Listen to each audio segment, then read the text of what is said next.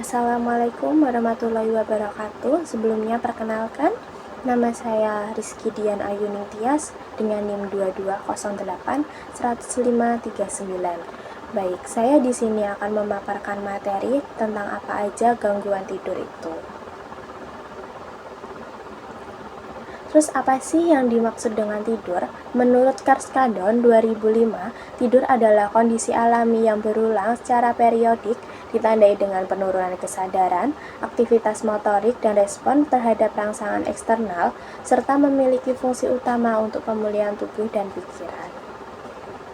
Fungsi tidur menurut Carskadon yaitu menjaga keseimbangan fisiologis dan psikologis termasuk pemulihan energi, perbaikan fungsi imun, serta konsolidasi memori atau mengubah informasi dari memori jangka pendek ke memori jangka panjang. Baik, selanjutnya hormon apa aja sih yang mempengaruhi siklus tidur? Yang pertama ada ritme sirkadian, yang kedua nukleus suprakiasmatik, dan yang terakhir adalah hormon melatonin.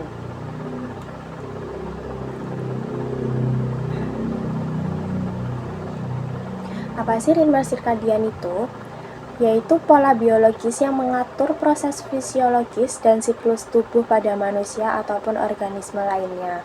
Ritme sirkadian ini dikendalikan oleh nukleus suprakiasmatik dari otak.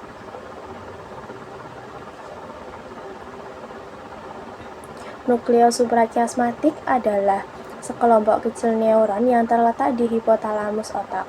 Fungsi dari nukleus suprakiasmatik itu yang pertama, mengatur siklus tidur dan bangun atau mengatur ritme sirkadian, kedua mengatur keseimbangan hormon melatonin, dan yang terakhir adalah mengatur aktivitas fisik. Apa sih yang dimaksud dengan hormon melatonin itu? Yaitu meningkatkan rasa kantuk dalam siklus tidur bangun dan diproduksi pada malam hari. Selain itu, fungsi hormon melatonin mengontrol suhu tubuh saat malam hari sehingga menciptakan kondisi optimal untuk tidur. Kemudian, saya akan menjelaskan tentang fase tidur. Di sini fase tidur terdapat dua, yaitu tidur REM dan yang kedua ada tidur non-REM.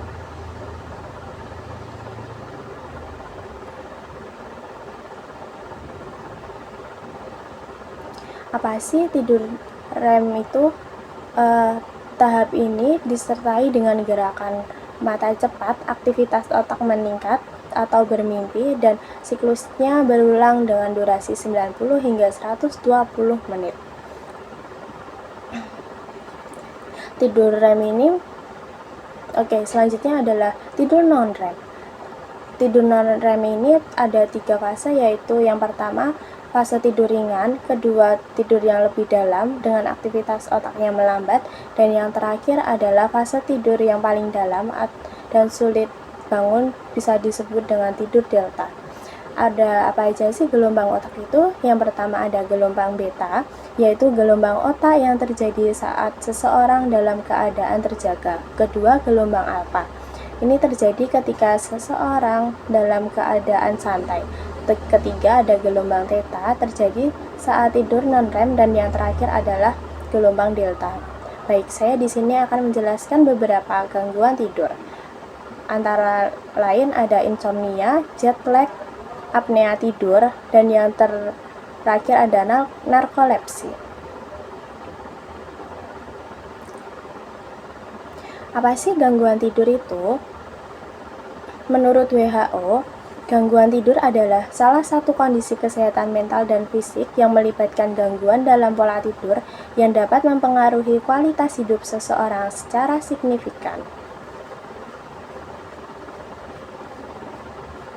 Apa sih jet lag itu? Jet lag adalah gangguan ritme sirkadian tubuh akibat perubahan zona waktu yang cepat, terutama saat berpergian dengan pesawat. Penyebab jet lag ini, yang pertama adalah perbedaan zona waktu, tubuh membutuhkan waktu untuk menyesuaikan ritme biologis, dan yang terakhir adalah durasi perjalanan. Kemudian ada insomnia. Gangguan tidur ini ditandai dengan kesulitan untuk tidur dan mempertahankan tidur meskipun ada kesempatan dan kondisi yang memungkinkan untuk tidur yang cukup.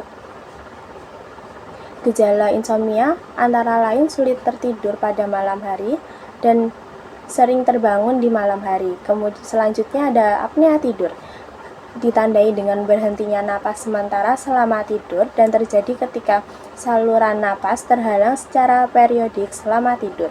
Jenis apnea ada obstructive sleep apnea atau saluran napas tersumbat sebagian. Narkolepsi. Narkolepsi adalah kecenderungan yang tidak terkendali untuk tidur secara tiba-tiba dan tidak dapat dihindari.